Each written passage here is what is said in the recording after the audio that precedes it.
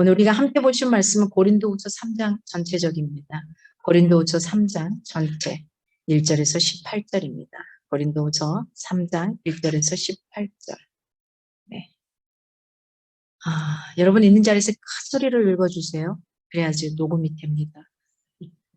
고린도후서 3장 1절에서 18절. 제가 한 절, 여러분이 한 절 그렇게 교독하겠습니다.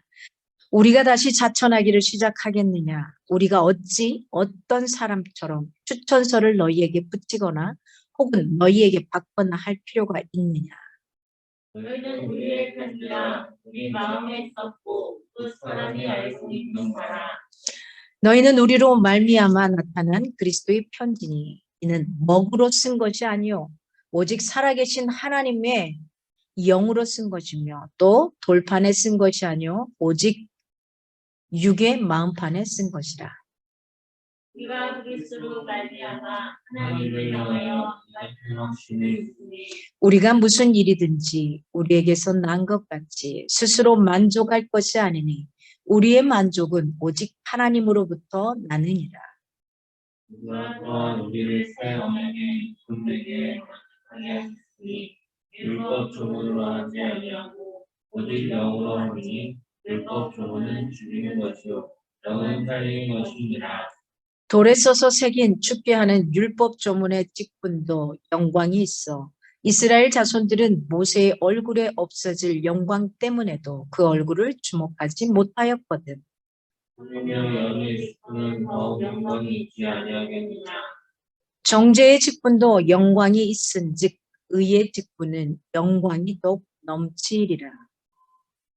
당장 되었던 것이 더 큰 영광으로 말미암아 이의 영광의 것이었으나 없어질 것도 영광으로 말미암았은즉 길이 있을 것은 더욱 영광 가운데 있느니라.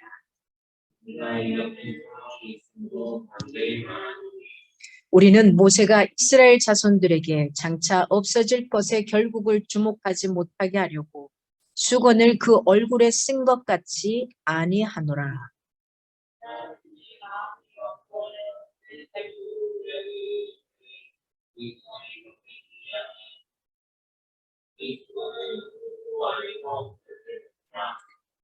오늘까지 모세의 글을 읽을 때에 수건이 그 마음을 덮었도다. 주는 영이시니 주의 영이 계신 곳에는 자유가 있느니라. 우리가 다 수건을 벗은 얼굴로 거울을 보는 것 같이 주의 영광을 보매 그와 같은 형상으로 변화하여 영광에서 영광에 이르니 곧 주의 영으로 말미암으니라. 아멘. 고린도후서 3장 지난주에 우리가 그리스도의 향기에 대해서 했습니다. 여러분 오늘은 어떤 향을 뿌리고 오셨습니까? 참 재미난 것은 저는 매일 향을 뿌리는데도 불구하고 제가 향 이름을 모릅니다. 그래서 향수를 사야 되면은 똑같은 것을 사기 위해서 그림을 봅니다. 이름을 보는 게 아니고 참 재미나죠. 여러분은 어떠세요? 어떤 향입니까? 한번 여러분 주변에 있는 사람들 쑥 보고 저 사람을 딱 생각하면 어떤 향이 나는지요? 어떤 향이라고 표현할 수 있겠는지요? 우리 새알을 보면 어떤 향이 느껴지나요? 이제 좀 나았는지 팔짝팔짝 뛰고 좋습니다. 어떤 향이 나는지요? 어떠신가요, 여러분? 우리 현수 씨를 보면 무슨 향이 날까요? 프로랄? 보라색을 입어서 프로랄로 생각이 나는데. 우리 혜성 씨를 보면 무슨 향이 날까요? 어떤 선인장의 향?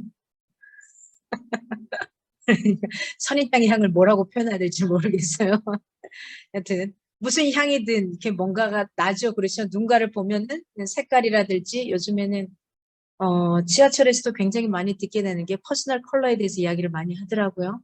그걸 통해서 이렇게 여러 가지 자기의 성격이나 모습, 모양 이런 것들을 판단하는 것 같습니다. 오늘은 그리스도의 편지입니다. 여러분 누군가에게 편지를 써보신 기억이 있으신가요? 요즘에 최근 들어. 물론 우리 이제 SNS로 쓰고 있어서 뭐 편지를 안 썼다고 표현하기는 뭐해요. 근데 그 말고 손글씨로 한자 한자 이게 틀리지 않기 위해서 노력해야 되고 틀리면 화이트로 지워야 되니까 그게 싫어서 한 글자 한 글자에 정성을 싣고 마음을 정리해서 그 생각을 표현하게 되죠. 손글씨라는 건 바로 그런 겁니다. SNS는 쓰다가 잘못되면 다시 지우면 돼요. 아주 쉽습니다. 간단합니다. 큰 적이 남지도 않아요. 그런데 이걸 어떻게 표현할 건가 하는 거죠.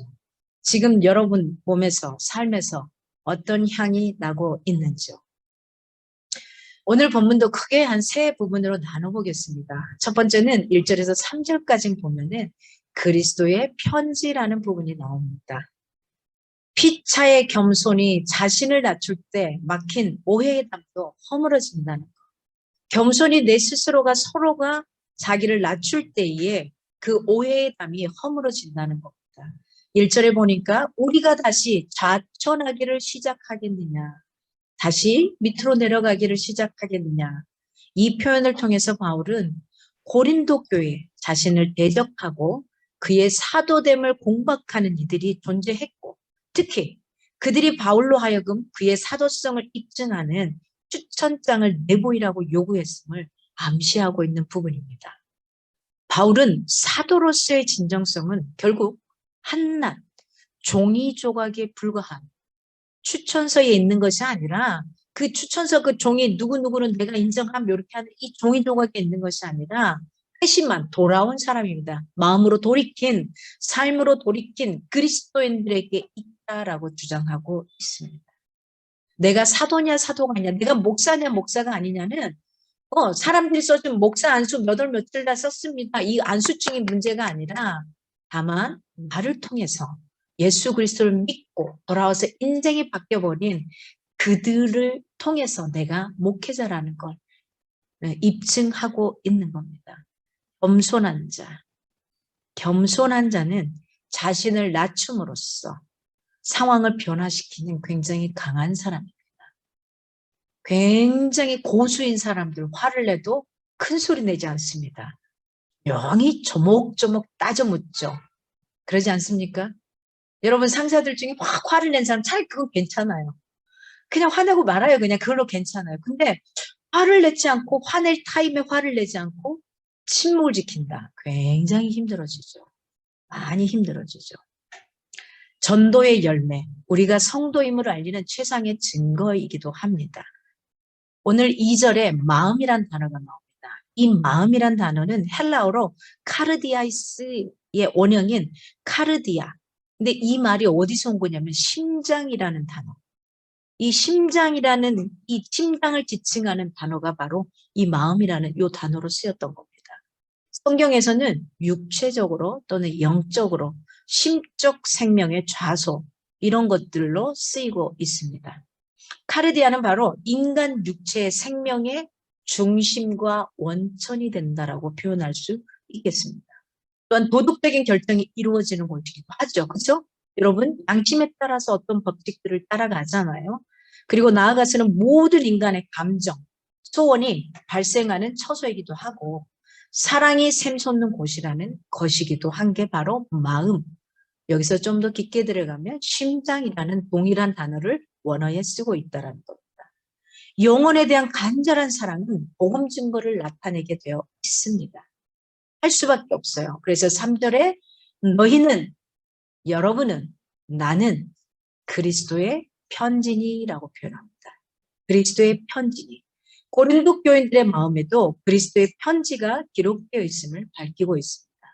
즉 바울은 여기서 고린도 교인들 자체가 바로 내 자신이 사도됨을 입증하는 추천서라는 거. 여기 지금 계속 사도 바울 표현하는데 징언으로 따지면 뭐 목사님, 전도사님 이런 사람이라고 생각하시면 됩니다. 이 입증하는 추천서라는 점을 강조하면서 그들을 그리스도의 편지로 지칭하고 있어요.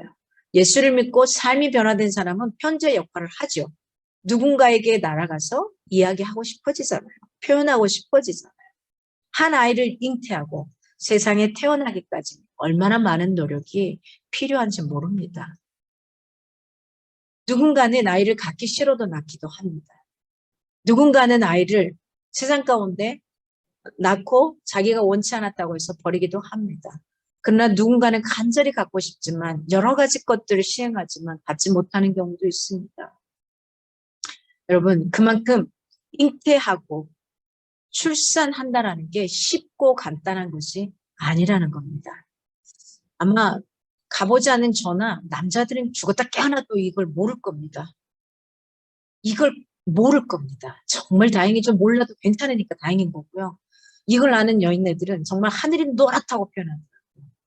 제가 아는 집사님이 아이를 낳으러 들어가는데 정말 남편 집사님 머리를 잡고 들어갔다고 병실 들어가기 직전에 그러면서 잡고 들어가다가 이제 거기서 남편은 낮았어요. 예전에는 그 병원에 남자 못 들어가게 했거든요. 그 안에. 지금은 같이 들어가는데 넣고 딱 들어갔어요. 그래서 막 욕을 하더라고요. 욕을 막 하면서 뭐 어쩌고저쩌고 욕을 하고 싹 들어갔는데요. 그 다음에 몇 분 되지도 않고 자연 딱 출산을 하고 웃으면서 나오더라고요. 그 모습을 보면서 제가 좀 충격을 받았거든요. 그때. 야, 이게 뭐지? 이게 뭐지? 굉장히 충격을 받았습니다. 누가 보면은 그냥 금방 들어간 지 몇 분도 안 돼서 낳고 나왔기 때문에 순풍 뭐 쉽게 낳았다고 생각하겠지만 그 사람 그 짧은 1분도 안 되는 그 남편의 머리채를 잡고 욕이 나왔던 그 순간은 굉장히 힘들었겠죠. 그리고 어떤 친구는, 제 제자인 친구는 수술을 하지 않으려고 이틀을 꼬박 진통을 겪은 거예요. 촉진제를 맞고 아무리 해도 안 되는 거. 이틀을 꼬박 고생을 하고 결국은 의사 선생님이 수술합시다. 이틀을 견디다 못해 수술까지 하게 되는 그런 케이스도 있습니다. 여러 가지 상황들이 있습니다. 여튼 한 아이를 잉태하고 세상에 태어나기까지는 굉장히 많은 노력이 필요한 겁니다. 고로 저와 여러분은 그렇게 멋지고 귀하게 누군가의 우리 부모의 아픔을 통해서 이 자리에 출생했고 나와 있는 겁니다. 아주 특별한 인생인 겁니다. 영적인 새 생명도 마찬가지입니다. 이런 해산의 고통을 감수하지 않고는 태어날 수가 없고 잉태여 태어나게 할 수가 없는 겁니다. 반대로 말하면 복음을 증거하는 것은 해산의 수고만큼이나 어렵다는 겁니다. 굉장히 어렵다는 겁니다. 그렇다면 성령의 역사 없이 영적인 새 생명이 태어나지 않는다는 거죠. 나의 힘으로 가능하지 않다는 겁니다. 누구나 원한다고 자기가 원하는 때 새로운 생명을 얻어낼 수 없다라는 겁니다. 우리는 다 그리스도께서 세상에 보내신 편지입니다. 세상 사람들이 우리를 보고 그리스도의 성품, 그리고 그리스도의 사랑, 그리고 그의 거룩한 뜻을 분명하게 알 수 있게 살아내어야 하는 겁니다. 그리고 그리스도의 뜻에 충실히 복종해야 합니다. 편지란 보내는 이가 원하는 곳에 정확하게 전달될 때야 비로소 의미가 있는 겁니다. 뒤에 번호, 숫자 하나만 달라져도 내 집이 아니라 다른 집으로 가게 돼 있고 내가 원하는 그 집이 아니라 그 다른 집으로 가게 되거나 공중에서 분해되는 것을 보게 됩니다. 여러분이 편지가 되기 위해서는 내가 분명한 주소지를 갖고 있어야 됩니다. 그 분명한 주소지는 내가 누구인가입니다. 아이덴티티, 정체성, 내가 누구인지를 분명히 알아야지 그걸 누군가에게 편지로서 역할을 할 수 있는 겁니다. 오늘 두 번째로 큰 덩어리를 보면 4절에서 11절의 부분을 볼 수 있습니다. 4절에서 11절의 부분은 새 언약의 일꾼에 대해서 이야기를 하고 있어요. 자신의 사도직에 대한 바울의 굳은 확신, 그리스도를 통해서 하나님에 대하여 가진 것입니다. 그러나 바울의 모든 능력, 그의 만족은 스스로에게서 난 것이 아니라는 것. 내가 스스로 내 삶에 이거에 있어서 만족하고 해서 나온 것이 아니라 결국은 나에게 나가는 이 모든 것은 하나님께로부터 난 것이라는 겁니다. 하나님께서 바울을 오늘 본문에 보니까 문자가 아닌 뭘수로 성령으로 새 언약의 일꾼이 되기에 충분하게 만들어줬다는 거예요. 사도 바울이 똑똑하고 멋져서 하나님 앞에 헌신해서가 아니라 성령님께서 새 언약의 일꾼으로 만들어주셨다는 겁니다. 하나님께서 바울을 문자가 아닌 성령으로 만들어주셨다는 겁니다. 문자로 된 언약인 율법은 사람을 죽입니다. 그러나 성령으로 된 새 언약은 사람을 살립니다. 여러분 어느 쪽에 있겠습니까? 주님의 소명에 대한 확신은 우리에게 남을 수용할 수 있는 넓은 마음을 줍니다. 4절에 이렇게 표현합니다. 우리가 그리스도로 말미암아 하나님을 향하여 이 같은 확신이 있으니. 주님 앞에서 자신이 받은 부르심에 대한 확신적인 선언입니다. 주님의 부르심에 대한 확신은 기억합시다. 감정에 좌지우지되지 않는 겁니다. 감정에 좌지우지된다라는 것은 내 육신의 생각과 감정으로 간다는 거지, 분명히 요한복음 4장 24절 우리가 예배할 때마다 제가 외치는 소리가 있습니다.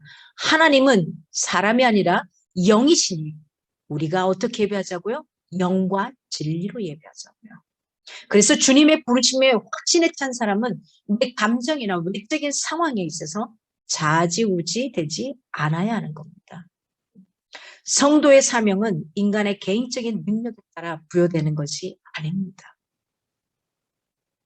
그리스도인의 참된 만족은 오직 하나님에게서만 찾을 수가 있습니다. 5절에 보니까 우리의 만족은 오직 하나님께로서 낳느니라 라고 표현합니다. 바울이 현재 내비치고 있는 이 확신이 사실은 자신으로부터 나오는 것이 아니라 누구로부터?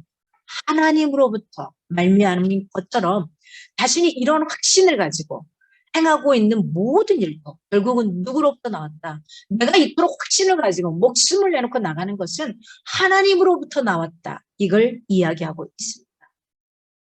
영혼을 살리는 것은 여러분 기억합시다. 정죄가 아니라 사랑입니다. 저도 이 부분이 잘 안 돼요. 그래서 늘 저를 다투할 때가 있습니다. 상대방에 의해서 정죄가 아니라 사랑입니다. 잘하고 못하고 시시비비를 가려서 이야기하는 게 아니라 사랑입니다.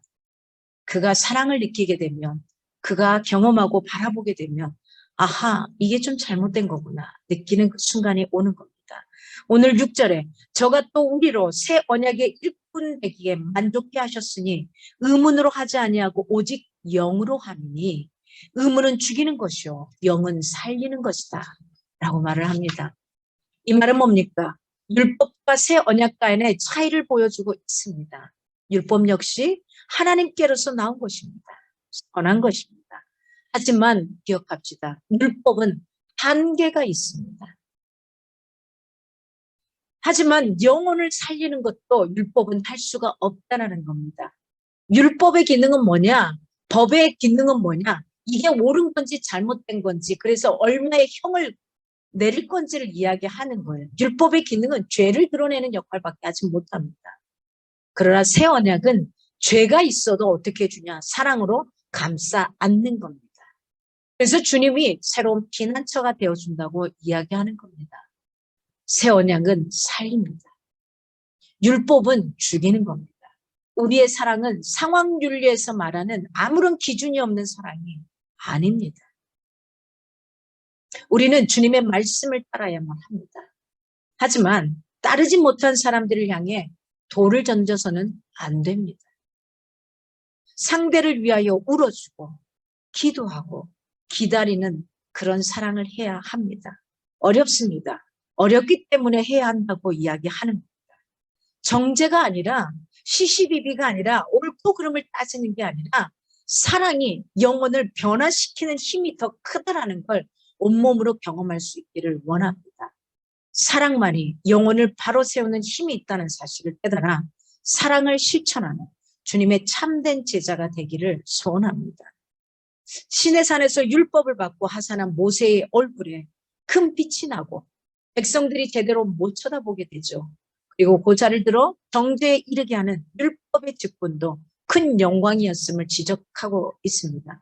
그런데 이제 이 영의 직분은 더욱더 영광스럽지 않겠느냐고 반문을 합니다. 정죄에 이르게 하는 율법의 직분도 영광스럽습니다. 의에 이르게 하는 직분은 그런데 더 영광스러울 것을 재차 강조하고 있습니다. 구약 율법의 직분을 완전 확장 계승하고 이제 영원히 있을 새 언약의 직분의 영광을 거듭 역설하고 있습니다. 자, 율법의 완성을 이루기 위해 누가 오셨다고요? 예수 그리스도가 오셨고 그가 율법을 완성하셨어요. 우리는 그 수많은 율법을 매일 지켜갈 수 없는 인간들이거든요. 우리는 이미 하루하루 살면서 저나 여러분 동일하게 감옥에 가도 12번 더 갔을 겁니다. 하루에도. 사형을 당해도 몇 번을 더 당해야만 할 겁니다. 그런 율법을 예수 그리스도가 완성시키시고 우리로 하여금 우리에게 주시는 것은 사랑밖에 주지 않으셨습니다. 8절에 보니까 이렇게 나옵니다. 영의 직분이 더욱 영광이 있지 아니하겠느냐. 하나님께서 모세의 중재를 통해서 이스라엘 백성에게 수여해 주신 율법은 하나님께서 친히 기록하셨다는 점에서 결코 무의미하거나 무가치한 것으로 평가될 수 없습니다. 우리 각자는 모세의 직분보다 사실은 더 큰 의의 직분을 받았습니다. 그래서 9절에 이렇게 표현합니다. 정죄의 직분도 영광이 있은즉 의의 직분은 영광이 더욱 넘치리라. 우리는 그리스도의 오심으로 인해 펼쳐진 새 언약 가운데 살기에 사실은 모세보다도 또 세례 요한보다도 더 큰 자라고 표현을 합니다. 그러니 우리가 모세를 부러워할 필요도 없고 세례 요한을 부러워할 필요도 없습니다. 그처럼 되게 해달라고 기도할 필요도 없습니다. 사실 우리는 성경에 이미 말합니다. 너는 모세보다 나은 자이고 아브라함보다 나은 자이고 세례 요한보다 나은 자라. 이보다 더 큰 자라라고 표현하십니다. 더 영광스러운 직분을 맡은 자인 겁니다. 오늘 10절에 더 큰 영광을 인하여라고 표현합니다. 더 큰 영광을 인하여. 죄에 오염된 모든 사람은 율법 앞에서 자신이 죄인이고 무능력하고 결국 하나님의 심판의 대상이 될 것이라는 사실만을 발견할 뿐입니다. 하지만 영의 직분을 따를 때에 죄인들은 그리스도의 대속적인 의의 정가로 말미암아 뭐라고 표현하냐? 너는 의로운 자다. 의로운 존재다. 이 정체성을 우리에게 이야기해 주고 있습니다. 저와 여러분이 살아온 인생의 흔적으로는 절대 의롭다라고 표현하기 어렵습니다. 그게 아니라 예수 그리스도가 저와 여러분의 죄를 위해 대신 죽어주시고 살아나심으로 인해 표현해 주시는 겁니다. 너는 의로운 존재다. 이렇게 표현해 주시는 겁니다. 성도의 인생은 그리스도로 말미암아 그 안에서 그를 위하여 사는 영광된 것입니다. 그래서 11절에 보니까 없어질 것 그리고 길이 있는 것에 대해서 이야기를 합니다. 바울에 따르면 율법은 뭐라는 걸까요? 없어질 것에 불과하다는 겁니다. 그러나 복음은 길이 있는 거라는 거죠. 그 복음이 뭡니까? 굿뉴스. 우리가 선한 길이라고 표현한 굿뉴스, 복음. 예수 그리스도가 나 한 사람을 위해 이 땅에 오셨고 그리고 나 한 사람을 의롭다 하기 위해 다시 살아나셨고 그리고 내가 다시 오마하며 하늘을 위에 하나님 우편에 앉아 계시다는 거 이걸 믿는 거 이 복음은 바로 길이 있다라는 겁니다. 우리는 어떤 존재입니까? 그리스도로 말미암아 성도라 일컬음을 받은 자들입니다. 성도라는 이름은 굉장히 귀한 겁니다. 거룩한 무리들이라는 겁니다. 주님께서는 아무 조건 없이 우리를 받으셨습니다. 우리 모두에게 주님의 부르심이 있습니다. 그러므로 우리는 그 부르심에 따라 인생을 살아가야 하는 겁니다. 여러분, 서로 누군가를 좋아하십니까? 이미 부부로 함께 살아가십니까? 상황과 조건이 아니라 있는 그대로를 서로 인정하고 받아들이고 갈 수 있기를 원합니다. 많이 싸워서 남는 게 뭐가 있던가요? 사랑하기에도 세상이 굉장히 짧은 시간입니다. 할 수 있거든 사랑하십시오. 사랑으로 안으시고 사랑으로 포용하시고 사랑으로 덮어주십시오. 그리고 인내하십시오. 그가 알 겁니다. 오늘 마지막 세 번째 부류를 보면은 12절에서 18절 마지막까지 수건을 벗고 주의 형상으로 변화되는 것이라고 표현을 합니다. 바울은 복음을 명백하고 말하고 있고 감추지 않았습니다. 그러나 이스라엘 백성들은 복음에 대해 시야가 가려져 있었고요. 주의 영이 모든 믿는 자에게 새 언약적 자유와 영광을 누리게 합니다. 하늘의 소망을 품는 자는 매사에 당당할 수 있습니다. 12절에 보니까 우리가 이 같은 소망이 있으므로 담대히 말하노니 육체는 세상에서 고난을 받고 있지만 하늘에서는 주님께서 그를 영화롭게 하신다는 소망이 있는 겁니다. 율법의 영광은 사라질 영광이었지만 복음의 영광은 영원한 영광이라는 겁니다. 모세가 수건으로 그 얼굴을 가리운 것은 백성들로 하여금 일시적인 기능만을 하는 율법에 제발 집착하지 말아라.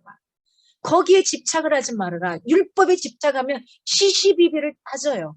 이게 옳으니 그러니 굉장히 따져요. 제가 바로 그런 율법적인 사람입니다. 여러분 어떠세요?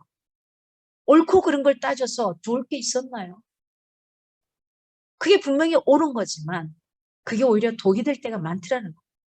그 너머에 있는, 그 율법 너머에 있는, 그 너머에 있는 영원한 영광을 바라보도록 하는 그 목적이 있었기 때문이라 할 수 있겠습니다. 교만은 진리를 깨닫지 못하게 하는 가장 큰 장애물이에요. 이 교만이 내 주먹을 믿고 살지, 자기 주먹 믿고 살아보세요. 그게 되는지. 안 되더라고요. 나는 내 주먹이 아니라 내 삶을 한번 믿어보려고 했는데 안 되더라고요. 내가 계획한 거 그대로 못 살아내는데 나를 어떻게 믿고 살아갑니까? 나는 안 되더라고요. 저는 아니라는 것을 일찍 깨달았습니다. 구원의 진리는 그리스도 안에서 확연하게 드러납니다. 그래서 14절에 보세요. 그 수고는 그리스도 안에서 없어질 것이다. 16절에 보니까 언제든지 주께로 돌아가면 그 수건이 벗어지리라. 17절에 보니 주의 영이 계신 곳에는 자유함이 있느니라. 18절에 보니까 우리는 다 수건을 벗은 얼굴로 이렇게 여러 번 거듭 말함으로써 바울은 그리스도만이 진정한 구원의 진리를 밝히시는 분이라는 걸 강조에 거듭 재차 하고 있습니다. 잠언 4장 23절의 말씀을 기억하고 살아갔으면 좋겠습니다. 잠언 4장 23절 무릇 지킬 만한 것보다 더욱 내 마음을 지키라. 생명이 근원이 이에서 남이라. 이 마음이란 단어를 헬라의 언어로 들어가면 어떤 단어가 같다고요? 심장. 우리의 심장이 멈추면 우리는 인생을 끝내야 합니다. 여러분, 신앙의 영적인 심장이 멈추지 않기를 원합니다. 마음을 덮고 있다고 바울이 언급한 것은 단순히 그들의 우둔함이 마음, 그 지적인 영역에서의 생각들과만 연결되어 있는 것이 아니라는 것을 드러내주고 있습니다. 진리는 오직 하나입니다. 그것에 이르는 방법도 오직 하나입니다. Only one입니다. Only one. 뭡니까? 진리는 하나님이고 그 진리에 이르는 길은 오직 하나님께서 계시하신 누구를 통해? 예수 그리스도를 통해서입니다. 세상에 아무리 진리라는 것이 많아도 진리는 오직 하나라는 거. 우리에게도 오해와 편견이 수건이 있을 수 있습니다.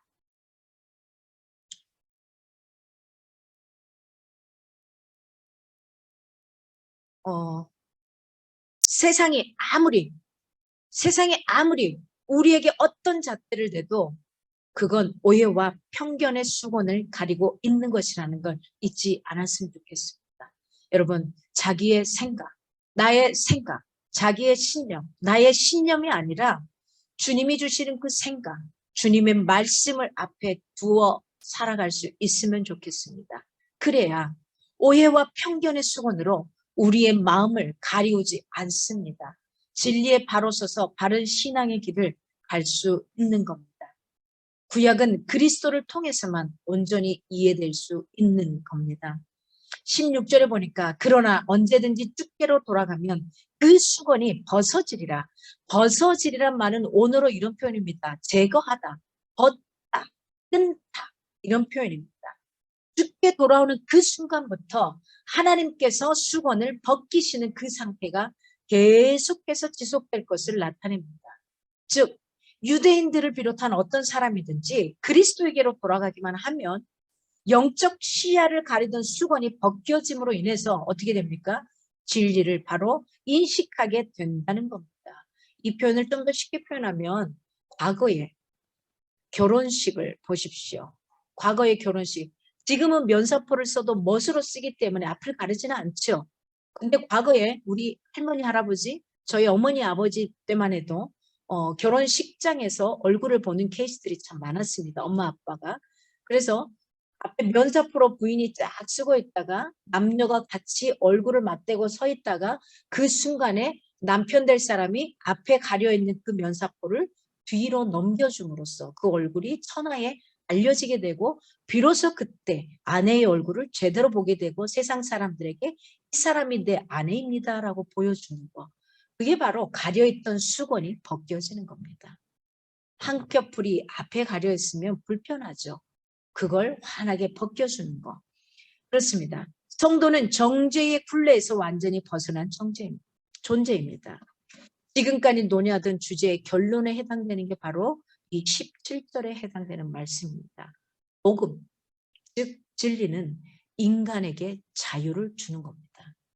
우리가 이렇게 그런 사람들이 있습니다. 예수 믿으세요 하면은 교회 가면 답답해요. 막혀 있어요. 뭐 하지 말라는 게 너무 많은 것 같아요. 그리고 뭔가 막 제안하는 게 많은 것 같아요. 근데 진짜로 들어가 보십시오. 진리가 너희를 자유케 하리란 이 표현을 여러분이 몸소 경험해야지만 이 말이 어떤 말인지 알게 될 겁니다. 이건 문자적으로 해석할 수가 없어요.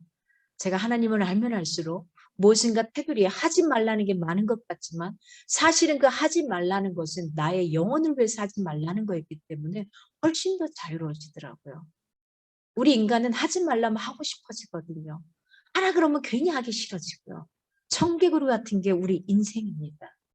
근데요.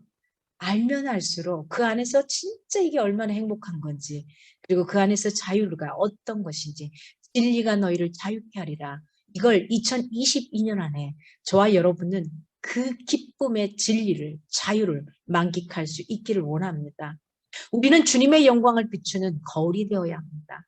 우리 성도, 믿는 사람의 최종 목표는 그리스도의 형상으로 변화하는 겁니다. 18절에 보니까 저와 같은 형상으로 화하여 영광으로 영광에 이르니 이는 구원의 진리를 아는 성도는 그리스도의 형상을 닮아간다는 사실에 대해 언급하는 겁니다. 그리스도를 믿음으로 인해 수건이 벗겨지는 거고요.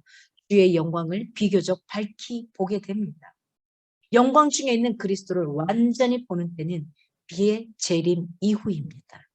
그때는 우리가 그의 형상으로 완전히 변화하게 됩니다. 종말론적인 마지막 때 완성의 때가 도래하게 되면 모든 그리스도인은 예수님을 믿는 사람들은 하나님을 믿는 사람들은 하나님께서 그들을 태초에 창조하신 그 본래의 형상, 모습 그리고 그 본래의 가치들을 다시 회복하겠다는 의미입니다. 우리의 정체성 무엇입니까? 여러분의 정체성 어떤 겁니까? 생명의 복음을 전하는 현장에서 복음을 전하고 가르치고 양들을 돌보는 목자. 이 직분은 성령 하나님으로부터 온 것입니다. 이것은 사람을 살리는 영광스러운 직분이 될 겁니다. 우리로 점점 그리스도의 형상으로 변화하여 더 큰 영광에 이르게 할 겁니다. 그리스도의 영광을 다른 이들의 삶에 비추어야 합니다. 그로 인해 언제라도 그들이 주께로 돌아가면 그들에게도 주님의 영광이 임하게 될 것입니다. 그것을 바라보며 그것을 이루기 위해 날마다 예수는 우리가 되기를 바랍니다. 여러분, 이번 한 주간 우리는 그리스도의 향기요, 그리스도의 편지로 살아갈 수 있기를 원합니다.